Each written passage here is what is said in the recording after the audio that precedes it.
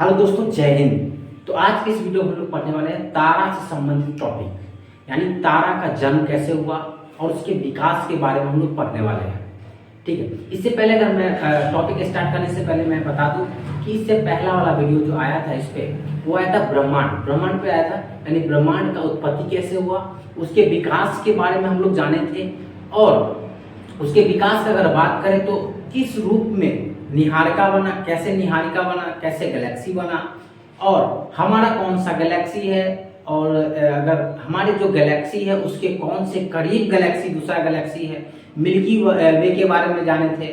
और एक तरह से बहुत सारे चीज़ों के बारे में हम लोग जाने थे जो आपको उस वीडियो में आपको देखने को मिलेगा। ठीक है, तो वो वीडियो अगर आप लोग अभी तक नहीं देखे हैं तो इसी चैनल पर वो वीडियो डाला हुआ है, और इस वीडियो में मैं उसका लिंक डिस्क्रिप्शन में मैं डाल दूंगा, जो आपको देखने को मिल जाएगा आसानी से। ठीक है, तो आज के इस वीडियो में हम लोग पढ़ने वाले हैं, क्या पढ़ेंगे तो आपको हेडिंग यहाँ दिख रहा होगा, तारे का जन्म यानी ओरिजिन ऑफ स्टार, और इसका एवोल्यूशन कैसे हुआ यानी इसका विकास कैसे हुआ, इस सभी को बारे में हम विस्तार से जानेंगे। ठीक है, तो आप इस वीडियो को अगर लाइक नहीं किए तो लाइक कर दीजिए, सब्सक्राइब कर दीजिए और कमेंट करके जरूर बताएंगे कि इसमें पढ़ते हैं। यहाँ पर सबसे पहले हम लोग जानेंगे कि ये निहारिका कैसे बना। नहीं तो निहारिका के बारे में हम पिछले वीडियो में भी जान चुके हैं, लेकिन इसमें हम लोग जानने वाले हैं कि क्या है। अगर निहारिका को आप देखेंगे ना तो एक स्टार की ही तरह दिखेगा निहारिका, लेकिन आपको निहारिका चमकता नहीं है। क्या निहारिका चमकता नहीं है, तो ध्यान रखना है। ये निहारिका क्या चीज से बना हुआ है, तो हम बोल सकते हैं कि हाइड्रोजन गैस से मिलकर बना हुआ है। हाइड्रोजन गैस और हीलियम से मिलकर बना हुआ है। तो मुख्य रूप से आप बोल सकते हो कि हाइड्रोजन और हीलियम से इसका गैस से बना हुआ है, जिसको हम नेबुला कहते हैं। निहारिका को क्या बोलते हैं, नेबुला बोलते हैं। तो आपको ये निहारिका जो है चमकता नहीं है। ठीक है ना, इतना बात समझ में आ गया। अब निहारिका से जो तारा बनेगा, निहारिका से जो बनने का प्रोसेस है स्टार का, वो कैसे बनता है, तो ध्यान रखना कि जब यही हाइड्रोजन पूर्ण रूप से संलयन हो जाए, क्या हो जाए, हाइड्रोजन से पूर्ण रूप से हीलियम में संलयन हो जाए, तो ये पूर्ण रूप से तारा बन जाता है। बात समझ में आ रहा है कि ना। तो पहले हाइड्रोजन था, हाइड्रोजन और हीलियम का मिश्रण था, तो वो निहारिका गैस के रूप में था। लेकिन जैसे ही हाइड्रोजन हीलियम के रूप में पूरा एक तरह से बन जाता है, कन्वर्ट हो जाता है, तब एक तारे का निर्माण होता है। तारे का निर्माण में इसमें भी क्या होना चाहिए विशेषता, तो सबसे पहला कि संलयन तो होगा ही, हीलियम। दूसरा क्या होगा कि इसमें इस तारे से आपको ऊष्मा का प्रदान मिलेगा। क्या मिलेगा, ऊष्मा और साथ में प्रकाश मिलेगा। यानी एक तरह का बोलता है कि हीट और लाइट साथ में दोनों मिलेगा तो ही तारा हो सकता है। यानी कोई भी तारा होगा तो उससे ऊष्मा और हीट तो मिले, ऊष्मा और लाइट मिलेगा। जैसे अगर हम सूर्य का बात करेंगे, सूर्य भी एक क्या है, सूर्य भी एक तारा है, और उससे हमें ऊष्मा देखने को मिलता है और हमें प्रकाश भी मिलता है। नहीं तो ध्यान रखना कि कोई भी तारा जो होगा, तारा तभी होगा जब वो टेम्परेचर कितना रहे, 6000 डिग्री सेल्सियस। अगर 6000 कम से कम 6000 डिग्री सेल्सियस है तो वो तारे के रूप में आपको बनेगा, और उसमें से क्या आपको मिलेगा, और लाइट मिलेगा। ये बात समझ में आ रहा है। अब देखो, जैसे ही 6000 डिग्री सेल्सियस तक पहुंच जाता है तो एक प्लाज्मा की अवस्था तक पहुंच जाता है। क्या बोलेंगे उसको, वो तारा प्लाज्मा के रूप में हो गया। जैसे सूर्य क्या है, एक प्लाज्मा है। नहीं, सूर्य क्या है, प्लाज्मा की अवस्था में है। अब आपसे हम क्वेश्चन एक पूछेंगे कि जो पदार्थ है, पदार्थ की अवस्था कितने होते हैं, तो 5 प्रकार के होते हैं। तो प्लाज्मा जो है कौन सी अवस्था है, कितने प्रकार की अवस्था है, तो बोल सकते हैं कितने टाइप का है, ये चौथे टाइप का है। नहीं, चौथे प्रकार का जो प्लाज्मा है। पांचवा कौन सा है, तो बोस-आइंस्टीन। तो ध्यान रखना कि प्लाज्मा का जस्ट उल्टा होता है बोस-आइंस्टीन। तो चौथा जो प्लाज्मा है, ये प्लाज्मा बहुत ज्यादा गर्म होता है, यानी 6000 डिग्री सेल्सियस पर टेम्परेचर पर एक प्लाज्मा का निर्माण होता है। प्लाज्मा मतलब एक तरह से जैसे पानी बहता है ना, उसी प्रकार से आग का गोला कहीं ना कहीं बहता है द्रव की अवस्था में, लेकिन द्रव नहीं रहता है। क्या होता है, प्लाज्मा की अवस्था रहता है। तो पदार्थ के चौथे अवस्था प्लाज्मा होता है, जो 6000 डिग्री सेल्सियस पे रहता है। तो ध्यान रखना कि सूर्य का जो गोला है या सूर्य जो एक स्टार है, वो कितने डिग्री पर होता है, तो बोलना 6000 डिग्री सेल्सियस पे होता है। और एक तारे का निर्माण, किसी तारे का निर्माण कितना डिग्री पर होगा, तो ध्यान रखना है कि 6000 डिग्री सेल्सियस पे एक तारे का निर्माण होता है, जिससे हीट और हमें प्रकाश देखने को मिलती है। इतना बातें समझ में आ गया। अब देखो, तारे जो होता है ना, कई प्रकार के हो सकते हैं। तारे कई प्रकार के हो सकते हैं। उसमें तारे जो अलग अलग प्रकार के होते हैं वो किसके आधार पर होता है, तो टेम्परेचर के आधार पे अलग अलग कलर का होता है। तारा जो होता है अलग अलग टेम्परेचर के आधार पे उसका कलर भी अलग अलग हो जाता है। जैसे अगर हम बात बोलेंगे तो लाल तारा, अगर लाल जो होगा तारा, जो लाल दिखेगा स्टार, वो कम से कम मिनिमम 6 डिग्री 6000 डिग्री सेल्सियस अगर उसका रहेगा उस तारे का, तो वो तारा कैसा दिखेगा, लाल कलर का हमें दिखाई देगा। लेकिन जैसे ही अगर लाल से अगर कोई तारा श्वेत हमें दिखाई दे रहा है, क्या दिखाई दे रहा है, श्वेत, तो ये 6000 डिग्री सेल्सियस प्लस हो जाएगा। कितना हो जाएगा, 6000 डिग्री सेल्सियस प्लस हो जाएगा। तो हमें तारा कैसा दिखेगा, श्वेत प्रकाश दिखेगा, श्वेत तारा दिखाई देगा। समझ में आ रहा है कि नहीं?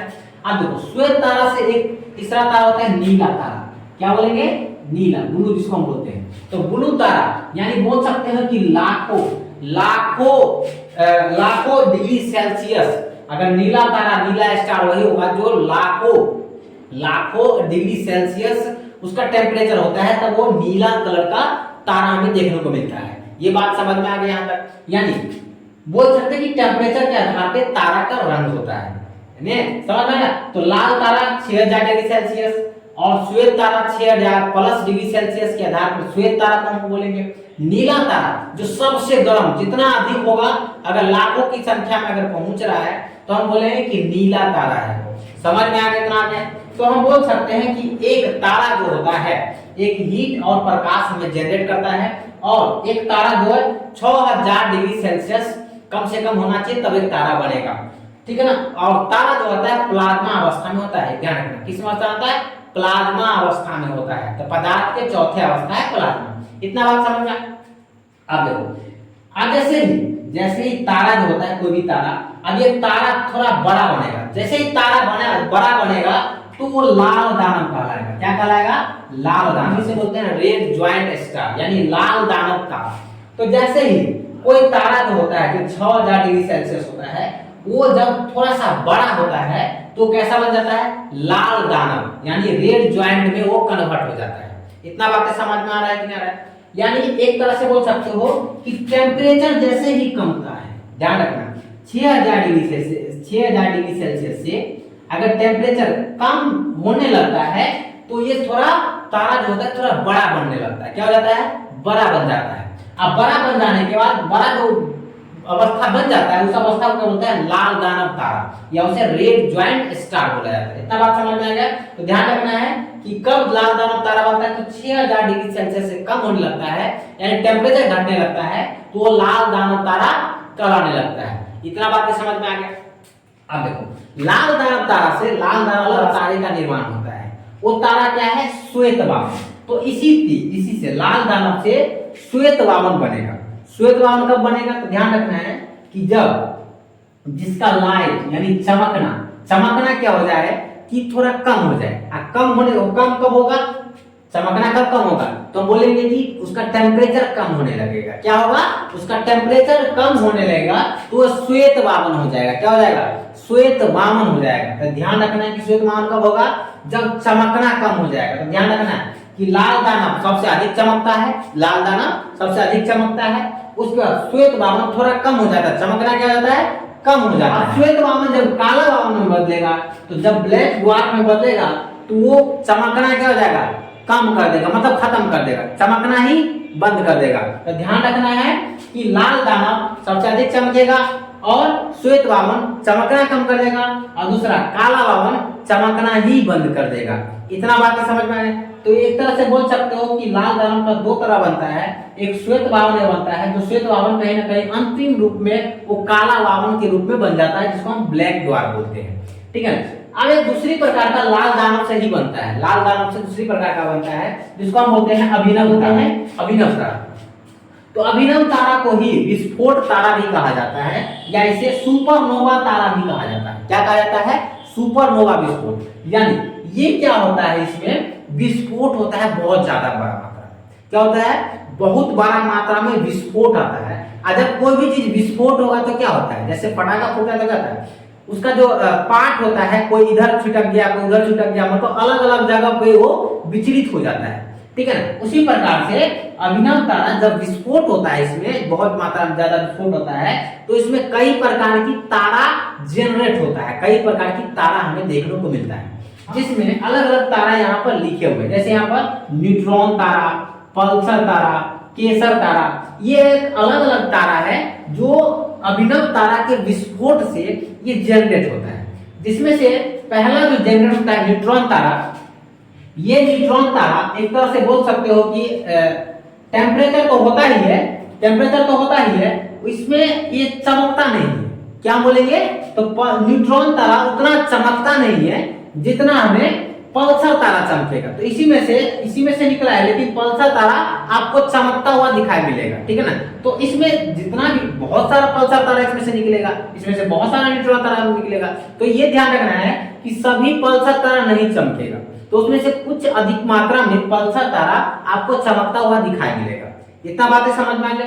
अब उसी में एक केसर तारा भी होता है। क्या होता है? केसर तारा होता है। तो केसर तारा का महत्व क्या है? तो केसर तारा है जो चुंबकीय क्षमताएं होता है इसके पास। क्या होता है? चुंबकीय क्षमताएं इसके पास होता है। यानी चुंबक क्या क्या होता है? एक तरह के चुंबक का गुरुत्वाकर्षण होता है, चुंबकीय बोल सकते हो मैग्नेट इसके पास होता है जो किसी भी वस्तु को मतलब खींच सकता है। तो इसके पास चुंबकीय क्षमता होता है। केसर तारा के पास क्या होता है? चुंबकीय क्षमता होता है।